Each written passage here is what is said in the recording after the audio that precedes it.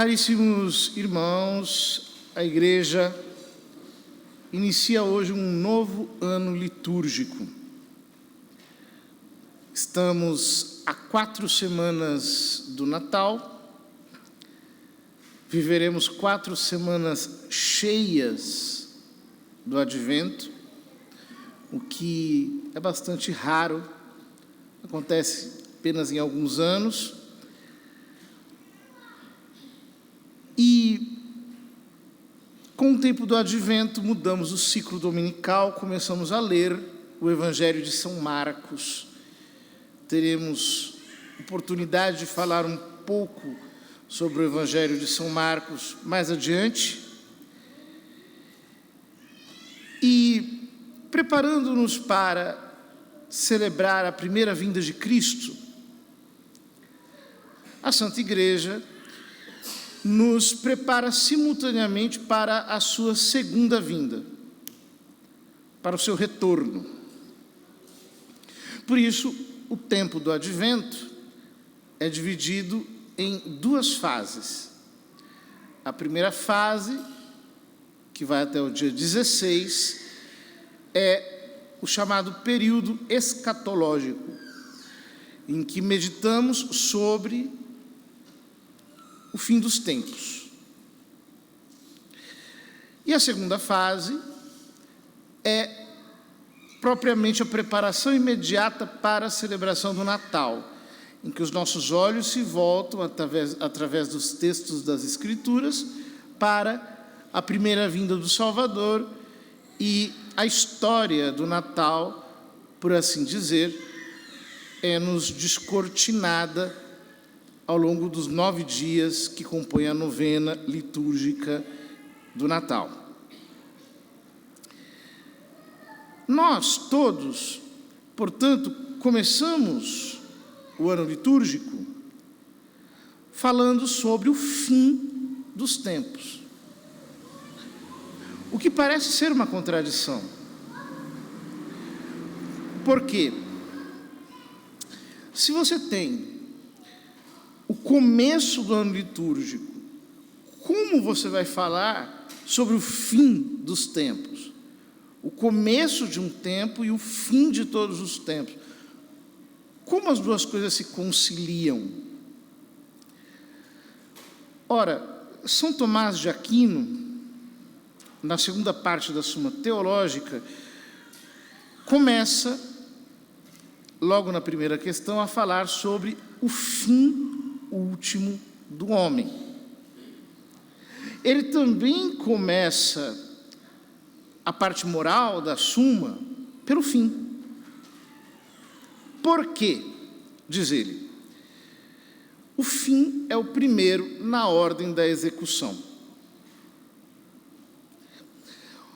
Como é que nós podemos ver isso na prática? Por exemplo, quando você vai construir uma casa, você tem um projeto daquela casa na sua mente, que as pessoas mais prudentes submetem ao arquiteto, que submetem ao engenheiro, e aí se executa, por assim dizer, a construção da casa. Então, quando você vai construir uma casa, você começa pelo fim.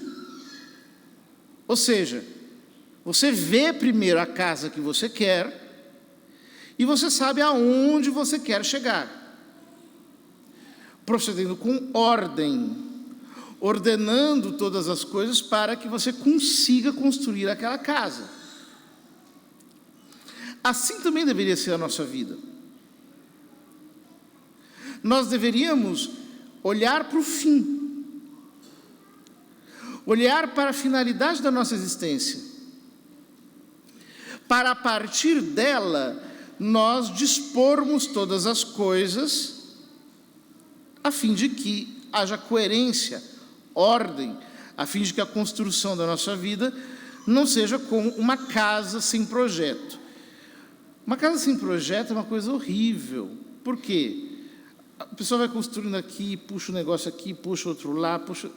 Vira uma geringonça que, no final das contas, depois você tem que gastar um dinheirão para poder consertar aquilo.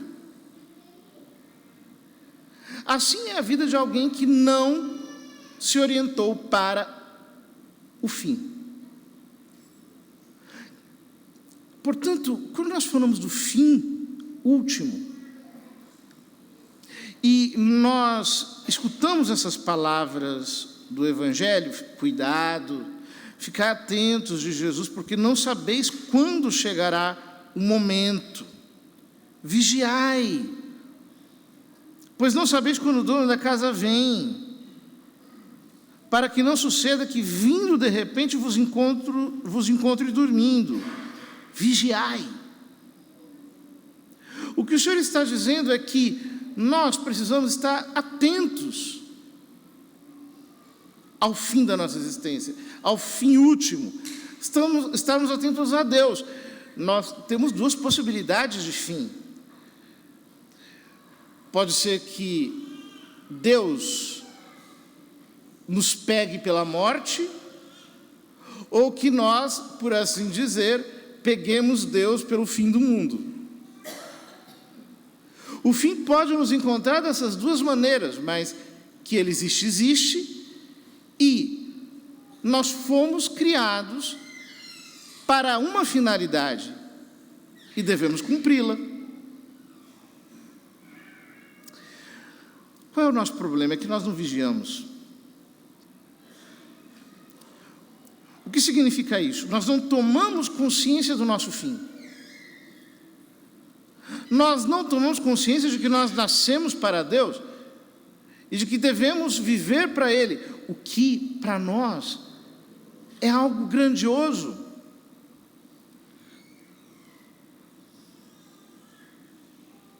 Algumas pessoas se comportam como aquele artista insensato que começava uma pintura pelos pés, e aí quando terminava não tinha espaço para a cabeça. Ou seja, fazemos tudo de maneira desordenada e a nossa vida se vai acumulando numa junção, num aglomerado de experiências que não têm sentido. E é então que nós podemos nos perguntar: qual é o fim da nossa vida? Será que a nossa vida tem um fim?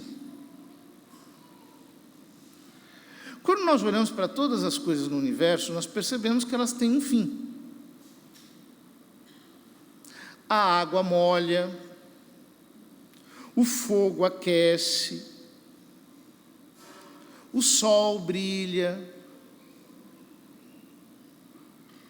Tudo tem uma finalidade. E nós, seres humanos? Qual é a nossa finalidade? Alguns dizem que nós não temos um fim, que essa história de dizer que nós temos um fim é uma invenção da nossa cabeça. Então eu lhe pergunto: com que fim você está dizendo isso? Você está dizendo isso para me convencer. Por que você quer me convencer? Você quer me convencer porque você acha isso melhor do que a ideia que eu tenho. E assim vai. Ou seja, nós sempre fazemos uma coisa em função de outra, e no fundo, nós queremos apenas descansar numa felicidade estável, que nós não terminamos de encontrar em nada que está nesse mundo. Você é criança, pensa que você vai ser feliz quando você for adulto e não tiver que obedecer aos seus pais. Aí você descobre que para você ser adulto você tem que sustentar, então você estuda para poder encontrar um trabalho e acha que quando terminar o estudo e sair desse hospício chamado faculdade, você vai encontrar um trabalho, aí você vai ter dinheiro e você vai ser feliz. Aí você descobre que não. Aí você quer encontrar um grande amor na sua vida, porque você acha que uma vez que você encontrar um grande amor na sua vida, você vai ser feliz. Aí você casa. Eu conto para vocês ou eles contam?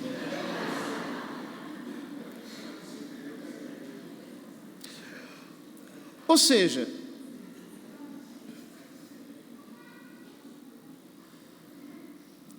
Existe algo que nos transcende. O sentido da nossa existência está em algo que nos ultrapassa e que, de certo modo, vem ao nosso encontro. Ele está vindo. Porém, a pergunta no tempo do advento não é somente essa. Será que eu estou indo para Ele? Será que eu estou direcionando a minha vida para Ele? Algumas pessoas se comportam como os animais. Não sei se vocês já repararam que os animais, todos, olham para baixo.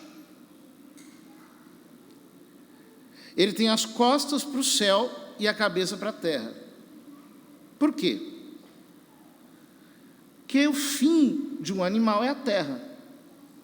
Ele morre e fica aqui. Ele não tem uma existência transcendente. O ser humano se sustenta sobre os seus dois pés, tem a cabeça voltada para o alto, e se estiver num lugar externo, para onde ele olha, ele vê o céu. Para que não se esqueça que o seu fim é transcendente, é sobrenatural. O nosso fim é o mais nobre que existe, é Deus. Toda a nossa vida deveria consistir em duas fases: viver virtuosamente nesse mundo, para gozar eternamente do céu na eternidade. Porém, nós nos desviamos do nosso fim. E nós nos conformamos com fins intermediários. Depois da Revolução Industrial, em que toda a sociedade foi forçada ao trabalho para o funcionamento do sistema econômico, tudo está organizado para que você jamais lembre da eternidade, para que você pense tão somente nos instantes evanescentes. Então você tem que ocupar o seu dia com uma série de atividades que te distraiam do seu fim último. E a maior parte das pessoas hoje sequer sente a necessidade de pensar num fim último.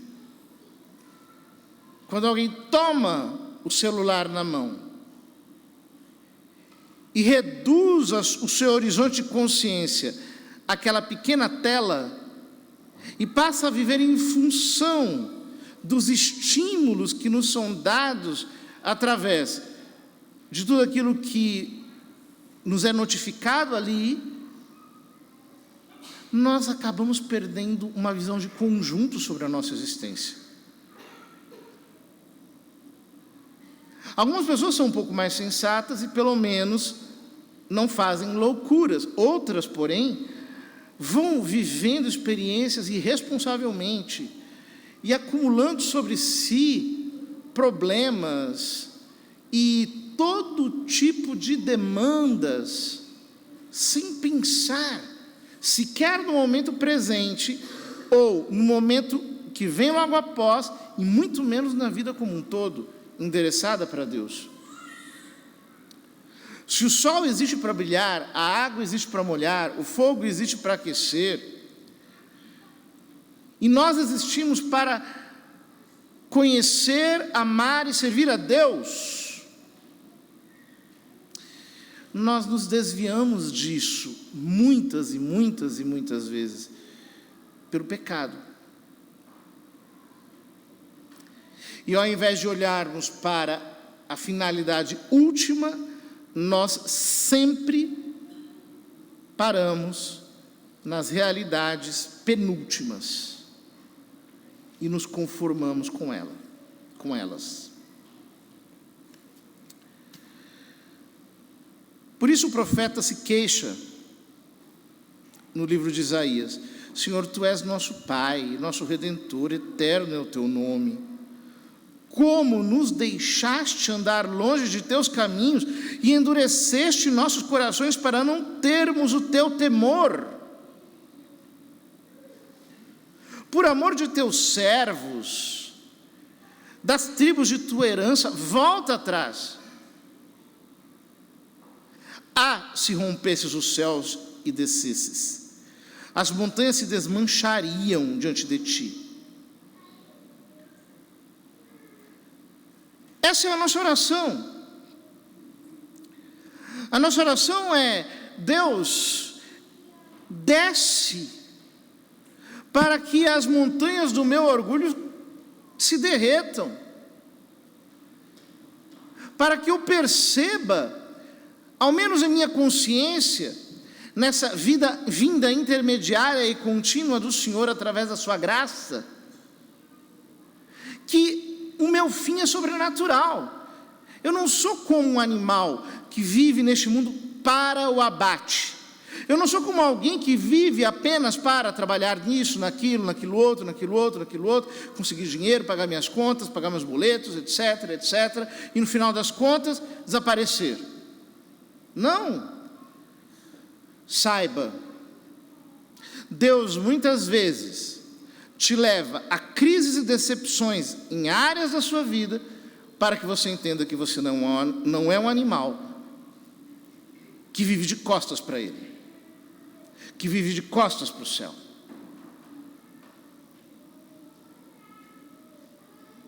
Enquanto você está servindo homens maus, você deixa de servir ao Deus bom.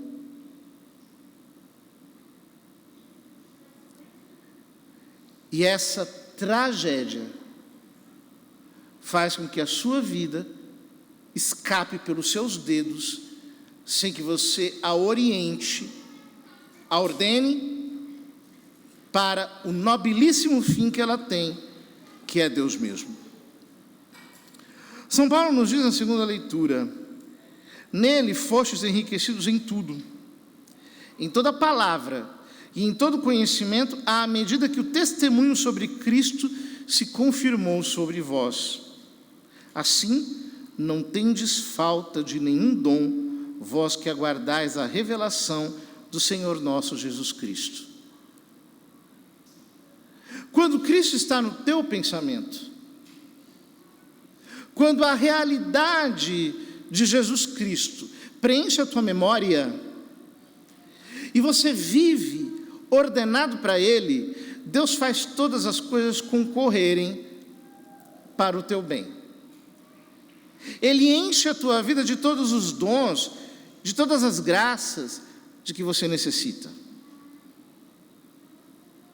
Portanto, ordena a tua vida a Cristo. Olha para o Senhor que vem. Não espere chegar o fim do mundo para que você olhe para o fim. Não espere que a morte te alcance antes de você alcançar Cristo. Ordena os teus afetos, os teus pensamentos, a tua vontade. Voltai-vos para nós, Deus do universo. Olhai dos altos céus e observai. Visitai a vossa vinha e protegei-a. Foi a vossa mão direita que a plantou. Protegei-a e ao rebento que firmastes. Concluímos apresentando ao Senhor esse pedido da igreja expresso neste Salmo de Davi. Voltai-vos para nós, Senhor. Sensibilizai o nosso coração pela graça. Levai-nos a voltar os nossos olhos para o fim sobrenatural, a fim de que a nossa vida se oriente a Ti, de uma maneira harmoniosa, equilibrada, e que nada esteja fora deste fio maravilhoso de uma existência conduzida segundo a perseverança e o procedimento irrepreensível de quem vive na expectativa de Jesus Cristo.